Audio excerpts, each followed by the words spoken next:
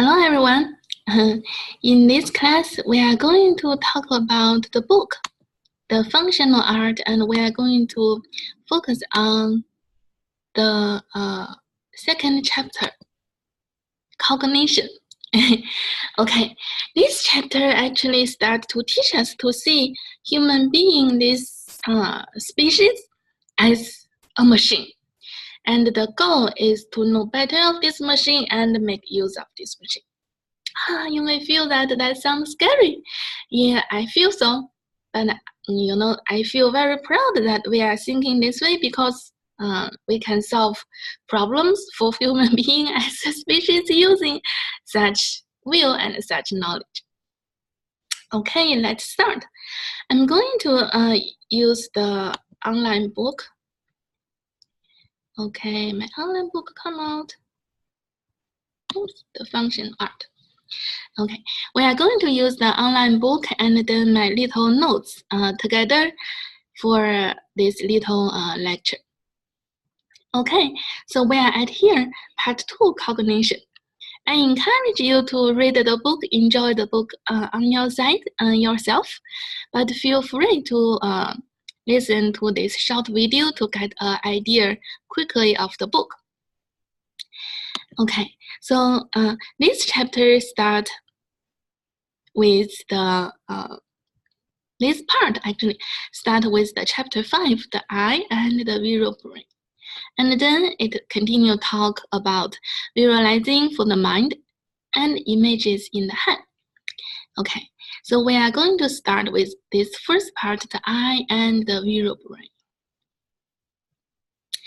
At the beginning of this book, it actually encourages us to do kind of do a game together, and this game is related with mediation. Well, mediation, you will feel, what are we doing here? Okay, so if you are listening to me, feel free to close your eyes, relax, and then listen to me and thinking about what is telling about here. Imagine yourself sitting on a bench in your favorite park. Your eyes are focused on a long story in the newspaper. Maybe you are not reading it on your tablet computer, or maybe you are old-fashioned as I am and prefer the newsprint version.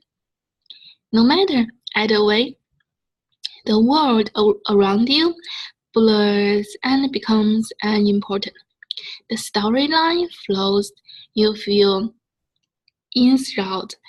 You barely notice a group of children playing a few yards away.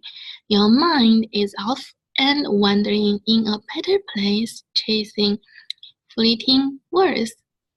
Suddenly, you notice a movement in the corner of your eye. Something is flying toward you at high speed. Your hands drop the newspaper. Your heart pumps harder and faster. Your arms instinctively position themselves in front of your face in a protective shield of skin, flesh, and bone. A soft object hits your eyeball and falls to the ground. Your body relaxes. A plastic ball bounces in front of you, harmless. Okay, now you can open your eyes. So basically, when your eyes were closed, you might feel that you see something. When I was reading this little paragraph, you probably was like in your imagination was what was described, and you feel as if you see what was described here. Okay, so here this little game let us know that in order to feel like you see something or you know something, it doesn't have to come through the eye. That is a great message actually I learned from reading this book. A lot of times we think that our experience, what we have experienced, we think, what has happened to us, our experience determined where we are in our life. but it doesn't have to be so. So what we have experienced from outside and what we think from inside, what we imagine, what we try to pursue from inside, both of them determine where we are going to be. So this is a great message that I learned from this book. You know, sometimes you are stressed out and you want to be relaxed. It will be good if we have the privilege to go to a like really super nice place, you know, expensive nice place, luxury but peaceful, and then you may feel better. You don't have to achieve that by physically going there. You can, you know, we can achieve the inner peace by using our imagination. We don't have to literally physically go to some places. In order to feel that, we can use our imagination to lift up our spirit. That is beginning of this chapter. It is a very fun description, and you know, you can think more about it. For example, if you want to have several goals, you know, and you don't know how to achieve the goals, you can always, you know, set a vision of it. For example, if you want to get an A of the class, or you know, if you want to achieve very good performance in work, then the first thing, if you want to get encouraged, it's always good to imagine it out and imagine the steps that is needed to achieve that. And then when you so firstly, during the imagination, you can close your eyes, and then when you open your eyes, you are going to start to do what is needed. Okay, so let me stop here about this little example. So the goal about writing this from the author is that it wants us to know that what we see does not all come from our eyes. It is the eye and the brain. Okay, let's continue. And then the author started to talk about the eyes. You know, the eyes actually, you can consider it as a tool, a little small, you know, a small machine. It is working out there. And how does it work? Okay, so in here, the author also described the story, you know. Firstly, when the light came, our skin would absorb some of the photons, which is, you know, the particles, light that is made of, and reflect some of them. At the same time, some photons actually passed through our eyes and simulate certain photosensitive cells on our retina. In other words, some of the photons some of photons bounced out of our skin, and some actually come into our eyes. And those cells transform the light stimulates into an electrical impulse that reaches the brain through the optic nerves. Basically, the light is a trigger, and it, you know, the light actually come into our eyes, triggers our brains to create some electrical impulse. And then this electrical impulse is going to go super fast in our body and then reaches the brain through the optic nerves. Well, and then something about maybe research in neuroscience happen. Okay, so in other words, you know, this big process involves several small little components.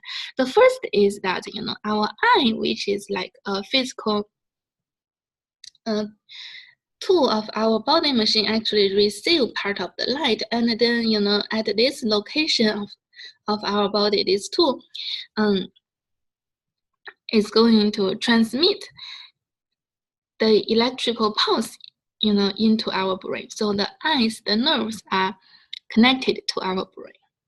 And in the brain, there's something more happened there. Then we feel, we think that we see something.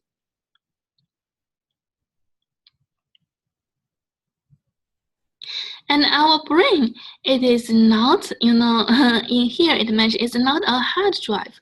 Our brain is much more complex than a hard drive. So sometimes people consider a computer, with a video camera can be considered as a little robot, but it can never be equal to a real human being, because our brain itself is not a CPU and a hard drive. It works. It has its own unique features. It doesn't just, when you have the images and then save the image. The image are not just directly saved, because you can see our brain work differently than a computer, a CPU, and a hard drive. Okay, so until here, we focus on our eye, what was going on in the eyes. Then, we are going to talk about the brain. So here, this part talk a bit about the light. Well, as we know, not all the light can be seen. The light has different waveforms, and only the visible light part can be seen, can be seen through our eyes.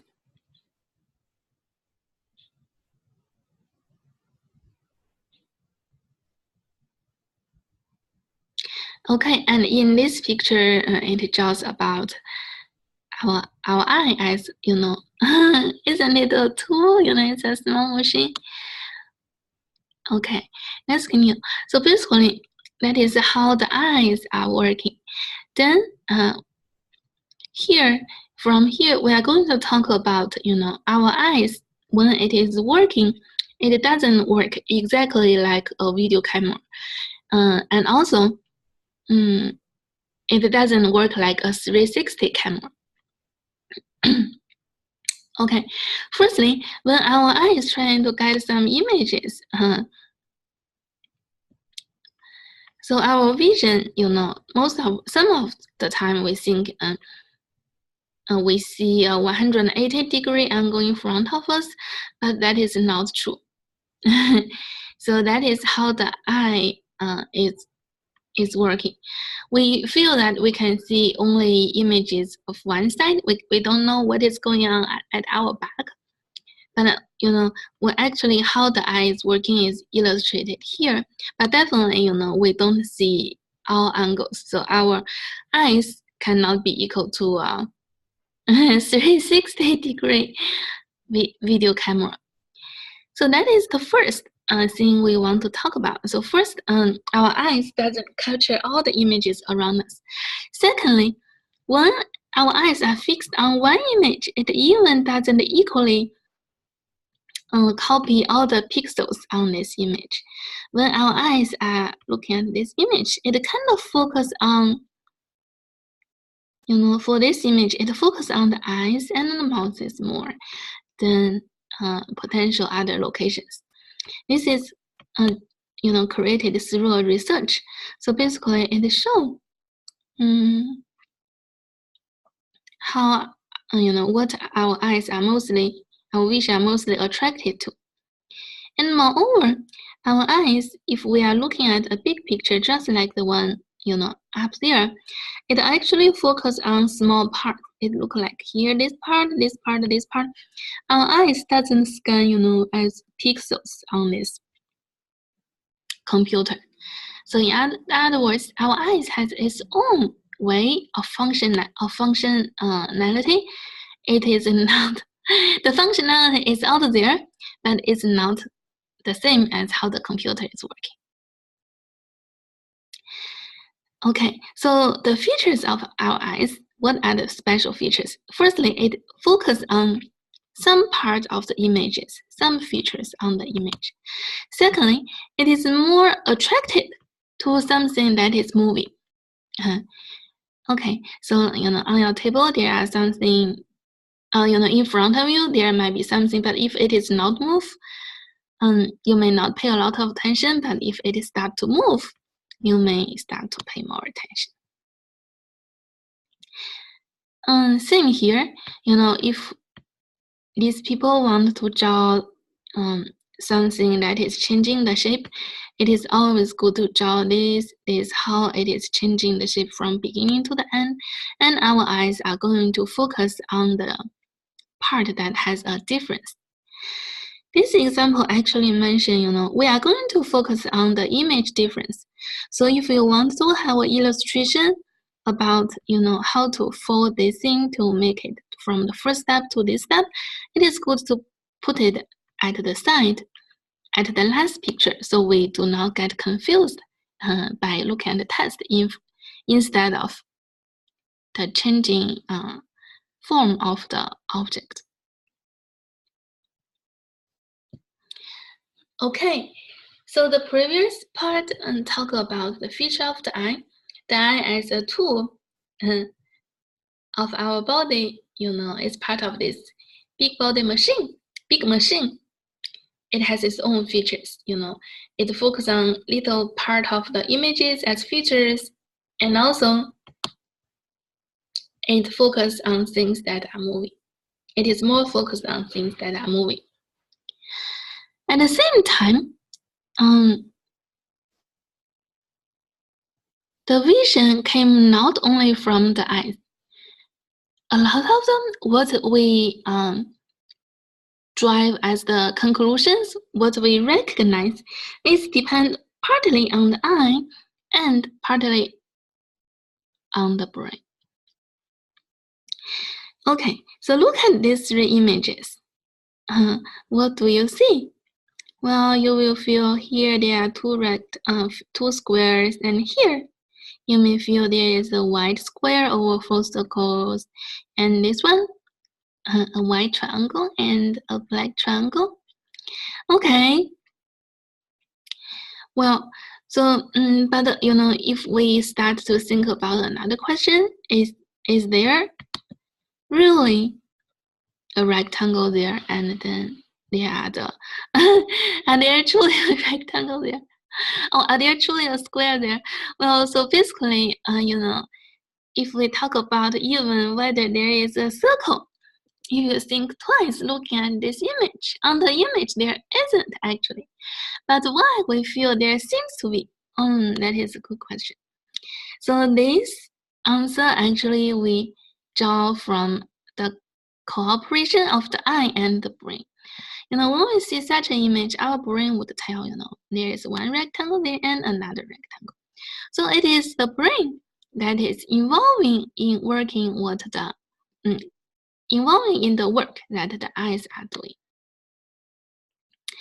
Okay, and for here, this image shows that, actually we have, our eyes have blind spots too. Okay, so we don't focus on that. Continuously with the previous, the triangle, square example, when you see something in the forest, it's a line. It looks to be a line like that as the first image. You could probably be running away without truly have to walk close, and then see what is truly out there. In other words, when we see a line like this, we are going to start to flee. So basically, we haven't seen the whole image as a line yet, but we are going to recognize there is a line. In other words, it's the brain and the eyes working together for us to make a decision. It's a line, and then we try to run away. Okay, as a summary, what we know from now, cognition, we can also consider it as recognition, or the knowledge we get from what we experience. Cognition comes from the eye and the brain, and the process is like this. Our eyes see something, the light come into our eyes, and after the electrical encoding, our brain and eyes working together detect some basic features. And these basic features are going to work together with our brain, with what was in our memory to detect to give detailed analysis and then create identification. Okay. Another example is that if you always see, if in your memory you always feel that a red flower has poison, is poisonous, then the next time you see a red flower, you would feel it is poisonous. So our eyes and our brain work together to draw a conclusion.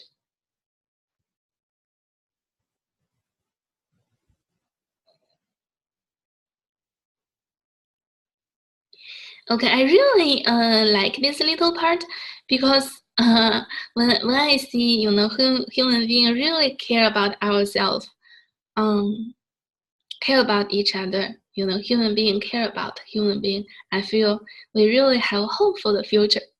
So I really like this chapter, and this taught me a lot. A lot of times you see something and you determine something, and that conclusion is always drawn by what you actually see, which is the fact and your impression. Well, this teach me to think twice. Sometimes, I see something and then quickly I'll draw a conclusion. But what I think might not be the fact, because the conclusion that I draw is from the real actual picture bounced to my eyes through the light, and what was my impression in my memory, in my brain. Always give a second chance of what is going on, and always think twice, and always understand what other people's conclusion, because they may see the same thing, and in their brain, their memory might be different than yours. Okay, very philosophical until this point. Okay, so for me, it is a great read. I really like it. I wish you also like this, and also I believe you are going to think differently than me, because even if we see the same text, but because your experience, your knowledge are different than mine, so you are going to think differently. I believe you can learn something from here. Great. Okay, we are going to talk about the other little part later on.